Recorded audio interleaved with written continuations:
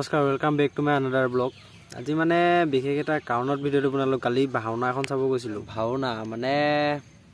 ভাওনাখনত মই এনেই ভিডিঅ' বনাম বুলি ভবা নাছিলোঁ, কিন্তু ভাওনাখন ইমানেই ভাল লাগিলে ন, মই মানে কিছুমান ভাল লগা দৃশ্য ভিডিঅ' বনাই লৈ আহিলোঁ আপোনালোকক দেখাম বুলি মোৰ লগতে।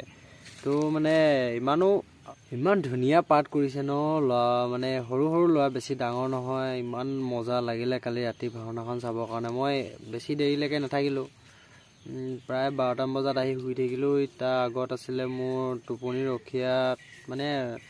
ৰখীয়ালৈ গৈছিলোঁ, সেইফালে টোপনি ক্ষতি হৈ আছিলে। কালি আকৌ 12টা বজালৈকে চাই দিলোঁ, সেইফালেও টোপনি ক্ষতি, সেইকাৰণে মই বেছি দেৰিলৈকে নাচালোঁ।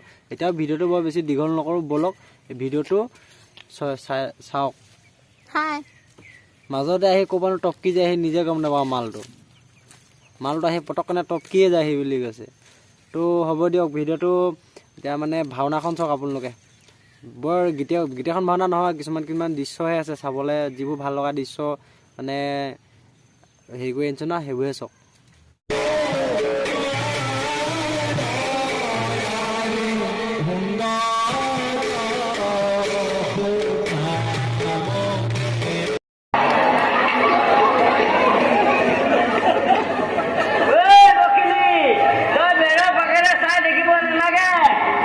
মই আহিলোঁ, ল'ৰা ছোৱালীবিলাকক চাবি।